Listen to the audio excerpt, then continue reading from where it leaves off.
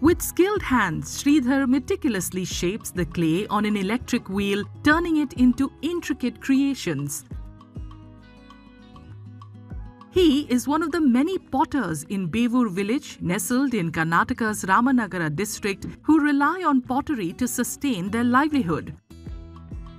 Rich in high-quality clay, the village is home to around 40 families, all deeply connected to the age-old craft, keeping tradition alive with every piece they mold.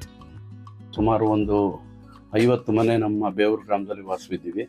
ಇದರಲ್ಲಿ ಒಂದು 40 ಮನೆಯವರು ಈ ಕುಲ್ಕಸಬನ್ನ ಮಾಡ್ಕೊಂಡು ಬರ್ತಾ ಇದ್ದೀವಿ. ಇದು ಬೇವೂರು ಗ್ರಾಮದಲ್ಲೇ ನಮ್ಮ ಊರಿನಲ್ಲೇ ಇದು ಈ ಜೇಡಿ ಮಣ್ಣು ಸಿಗ್ತದೆ. ಇದು ನ್ಯಾಚುರಲ್ ಆಗಿರುವಂಥ ಮಣ್ಣು. ಈ ಮಣ್ಣಿನಿಂದ ನಾವು ಈ ಒಂದು ನಮಗೆ ಏನೇನು ಬೇಕೋ ವಸ್ತುಗಳನ್ನೆಲ್ಲ ತಯಾರು ಮಾಡ್ತೀವಿ. ಈ ಯಾವ್ಯಾವ ವಸ್ತುಗಳು ಅಂತಂದರೆ ಮಡಕೆಗಳು, ಊಜಿ, ದೀಪ, ಕುಡಿಕೆಗಳು ಮತ್ತು ಇತ್ತೀಚೆಗೆ ಊಜಿ ಇವೆಲ್ಲನೂ ತಯಾರು ಮಾಡ್ತಾ ಇದ್ದೀವಿ. Sridhar's wife, who assists him in his daily work, encourages people to buy local earthenware, highlighting its health benefits while also supporting their livelihood. ನಾವು ಯಾವುದೇ ರೀತಿಯ ಕೆಮಿಕಲ್ ಆದಂತ ಮಣ್ಣನ್ನ ತಂದು ನಾವು ಪ್ರಾಡಕ್ಟ್ ಮಾಡ್ತಾ ಇಲ್ಲ. ಎಲ್ಲ ನಮ್ಮ ಜೇಡಿ ಮಣ್ಣು ತಂದು ಕೆರೆಯಿಂದ ತಂದು ಫಿಲ್ಟರ್ ಮಾಡಿ ನಾವು ನಮ್ಮ ಈ ವಸ್ತುಗಳನ್ನ ಮಾಡ್ತಾ ಇದೀವಿ.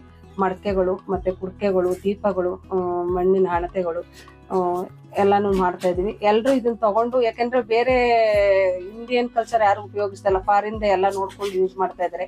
ನಮ್ಮ ಮಣ್ಣನ್ನ ತಗೊಂಡು ಪ್ರಾಡಕ್ಟ್ ಯೂಸ್ ಮಾಡಿದ್ರೆ ಎಲ್ರಿಗೂ ಆರೋಗ್ಯಕ್ಕೆ ಒಳ್ಳೇದು. ಇದನ್ನ ತಗೊಂಡು ಇದು ಮಾಡ್ಕೊಳ್ಳಿ ಅಂತ ಹೇಳ್ಕೊಳ್ತಾ ಇದ್ದೀನಿ. Struggling to sustain their craft, they urge the government for support, be it financial aid or better market access, to improve their livelihood and secure their future.